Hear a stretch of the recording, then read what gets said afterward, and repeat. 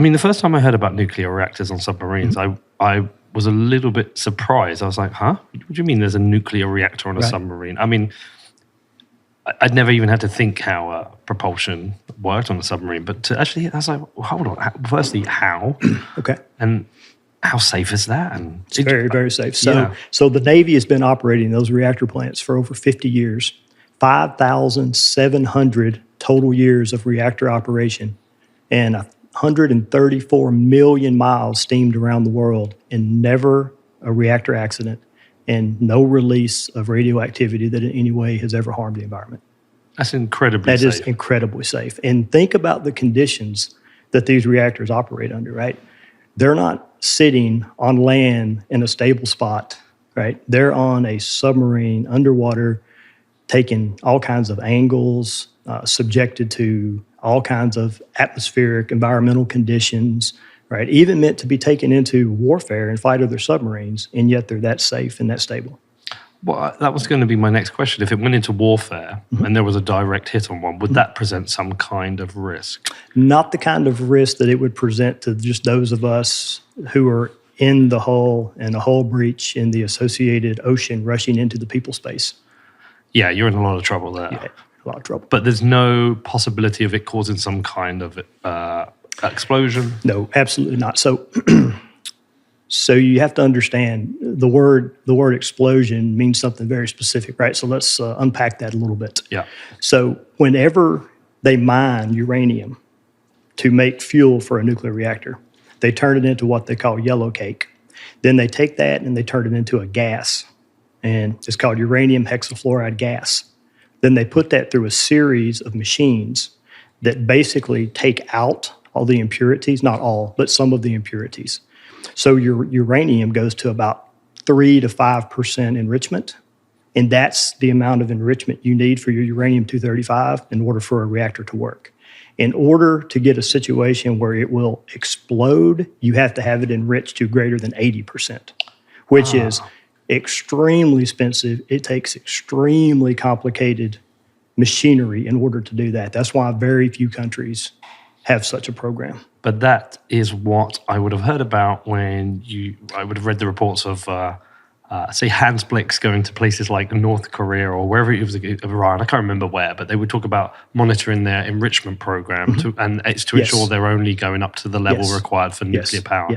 Yes. Interesting. So you don't have to worry about nuclear reactors exploding. It's physically impossible. It would defy the laws of physics. So, do you know what? Because, I mean, we're jumping ahead now, but I think a lot of people maybe believe that is a risk of a nuclear plant exploding. Absolutely, they do. Like a weapon. Absolutely, they do. Too much Hollywood, too much fiction, right? They're getting their information from Facebook memes and Reddit threads. Or perhaps misinformation from environmentalists. Absolutely. Yeah. Those are the people making the memes on Facebook and on the Reddit threads. Huh. So the real risk is if there was warfare, you would have some kind of leak? Sure, right. I mean, it's because there's Mother Nature is always trying to kill us, right? Mm-hmm. And when you're underwater, there's an extreme amount of pressure on the hull of your submarine. Or if you're on a surface ship, right, you've got the ocean around you, so a breach in the hull is not a good thing to have. And when you're monitoring for radiation, is there a safe level that comes from the reactor that's an acceptable level? So I think it'd be a good time, maybe let's talk about what this terminology means before we go forward. Yes. So you'll have understanding. Okay. So from here on out, I would like for us to use the term millirem when we're discussing the amount of radiation, right? So that's MREM, right? So that's going to be, it's a measure of dose deposited in the tissue of your body, right? Mm-hmm. For perspective, because perspective is extremely important, right? So what I have found reading anti-nuclear propaganda websites, they like to talk in percentages, but they don't like to talk in numbers, and they never want to give perspective. Okay, so an analogy would be, hey, Peter, I increased my Bitcoin holdings by 80% this year. That sounds nice. I don't know how much Bitcoin you have. Right. If I only have one sat, that's nothing. If I'm, Michael Saylor, that's really good. Yeah. right? Okay, so a lot of times they'll speak in percentages because it makes it sound like it's a whole lot, but they don't give perspective, right? So, for instance, in 30 years of working in nuclear power, 11 years underway on nuclear power, 8 of that I slept within 60 feet of an operating nuclear reactor. My bunk where I slept was within 60 feet of the reactor. I received less radiation in 30 years from those reactors than I would have gotten in one whole body CT scan at the hospital. Interesting. Those are facts. Those are numbers. Just as a side point, whenever I go to the dentist, which is quite often because I'm British, Okay. whenever they do an X-ray, Yes. they set it up, Yes. they leave the room, they press the button, Yes. and then they come back in. Yes.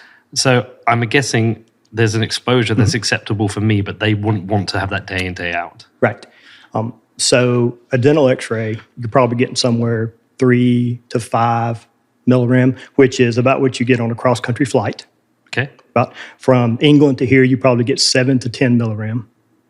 Danny gets a whole lot on his trip all the way from Australia, right? Okay, so those are, see, a whole body CT scan is about 1,000 millirem.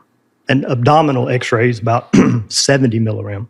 Right. Okay. Okay, so a federal limit for a nuclear worker is 5,000 millirem.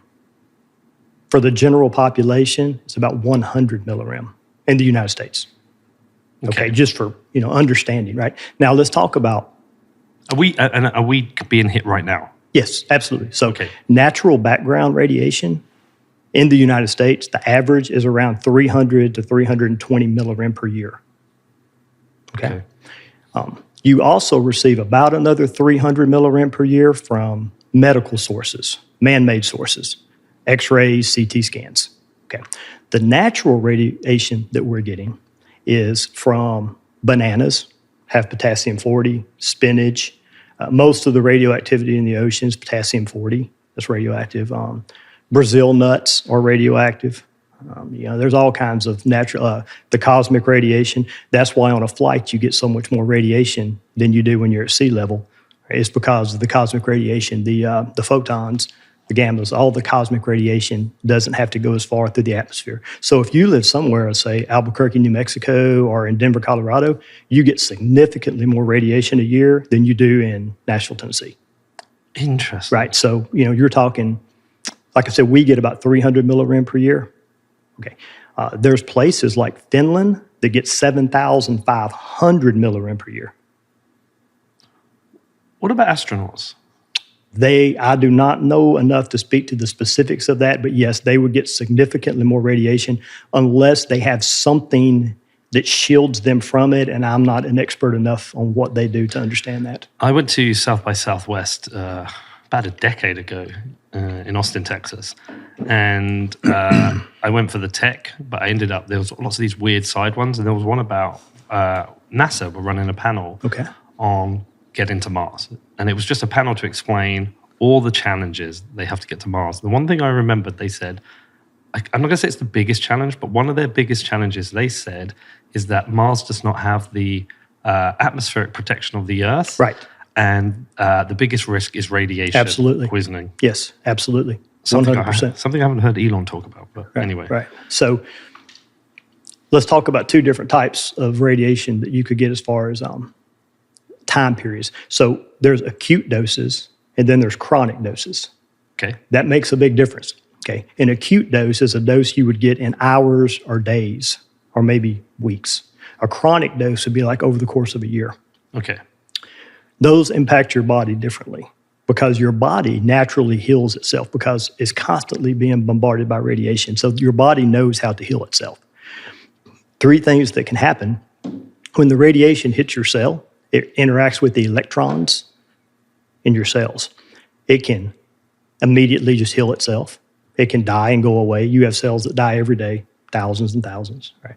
Or it can mutate. That's the one you're, of course, concerned with, right? Mm-hmm. Okay. So if you get an acute dose up to, say, 10,000, not a problem, okay? Chronic doses over the course of a year up to 50,000, not a problem, millirem.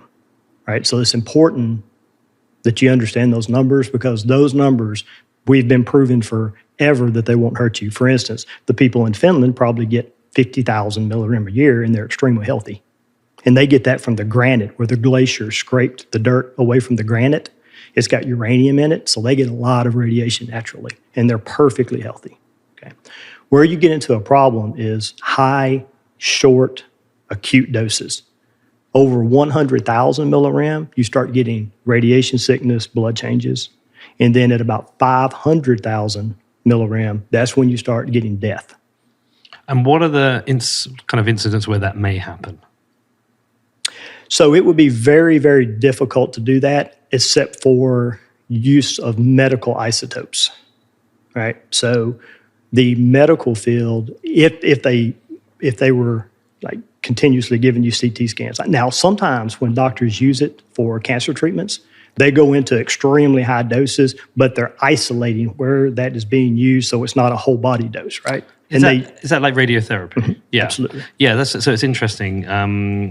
My father is about to have to take a course of radiotherapy, and he said most of the session is getting him set up, laid down, and targeted at the specific point. Yes. And I want to say it's like the whole thing's a 6-hour session, but the majority of the time is getting the setup absolutely pinpoint correct. Yeah, and it's very high levels. I'm not aware of exactly how high they do go, because I'm definitely not a doctor, but it matters also the parts of your body that are exposed, right? So your hands, your feet, your extremities, they don't have large blood-producing organs, so the dose, when it's deposited in those portions, doesn't have the same detrimental effect, right? Okay. Now, there is a theory that most people prescribe to. It's called the linear non-threshold theory. What that means is that since we know that very high levels of radiation can kill you, they say that that's linear all the way down to zero, and there is no threshold under which it's safe. Okay. It's a very conservative outlook. It's much like saying at 212 degrees Fahrenheit, water will burn you, so at 36 degrees Fahrenheit, it will burn you a little bit. Right. It's not true. Okay. Right? And there's been a lot of studies that have actually shown what they call the hormesis effect. And it's where small amounts of radiation actually trigger your DNA repair mechanisms, which to me would make sense since we have evolved in an atmosphere of radiation for thousands and thousands and thousands of years, that our bodies would understand how to make those repairs, right? Mm-hmm. So small amounts of radiation, definitely not a problem. It's large amounts, over 100,000 millirem, that are acute in a very short period of time, that are of concern. Do you know what I'm already feeling is this morning, Peter Zahan had clips of him appearing on Joe Rogan talking about Bitcoin. And it's clear he doesn't understand it. I can imagine there's many scenarios you're hearing people talk about nuclear, and you get very frustrated because they have no idea what the hell they're talking about. Danny asked me if I'd watched the movie Chernobyl. I told him I couldn't bring myself to do it. I'm saving myself from the frustration. The series is actually very well made. I'm going to bring it up because that's where my education of Chernobyl comes from. Okay. It's very well made, very well acted. But I'm going to be interested to dig into your issues with that. But we'll come back to that. Just back to the sub. Okay. The reactor in the sub, is that encased Absolutely. with something to protect? Absolutely, right. Yeah, so you have all pressurized water reactors in the United States and elsewhere. First of all, they're what we call inherently stable, right? So they don't take a lot of operator action to keep themselves safe, because your water is used as a moderator. So what happens is when you have a uranium-235 and another neutron hits it, it becomes excited, and then it gives off a barium and a krypton and 3 neutrons. Then those 3 go and do more reactions. These reactions are releasing the binding energy, which is extremely powerful, right? E equals mc squared, right? The conversion of mass to energy, the c squared portion, right? That's your constant that explains the energy release, right? So when you're burning fossil fuels, all you're doing is breaking down chemical bonds, which are not very efficient. So they don't release a lot of energy.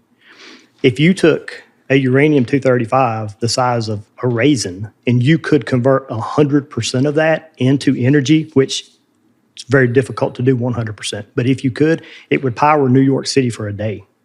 Wow. Right? So one pellet of uranium-235 right? About the size of a sugar cube, maybe, right? You drink that in your tea, right? Yeah, we have. Okay. Right. So a sugar cube is the same as about 2,000 pounds of coal, 17,000 cubic feet of gas, or 120 gallons of oil. Wow. That's how dense the energy is, right, from nuclear energy. Okay, so when this reaction happens, it's releasing all this binding energy. Then what happens? The neutrons need to be slowed down, so they'll spend more time in the area to cause more fissions. So we use the water to slow the neutrons down to thermal neutrons. Then they create more reactions. Well, if something happens, in the unlikely event that it did, and the power started going up uncontrollably, the temperature starts going up, the water becomes less dense. The less dense the water, the less neutrons are thermalized. The less neutrons are thermalized, reactor power turns and drives itself down with no operator action. Right? So it's inherently safe. So it like self-regulates almost. Yes, it self-regulates about through that process. Okay? Now, your new integrated fast reactors and advanced fast reactors, they have a little bit of a different mechanism by which they use the geometry of the fuel and the expansion and contraction of metals in order to do the same thing. So where a pressurized water reactor just uses the density of the water, they use fuel geometry.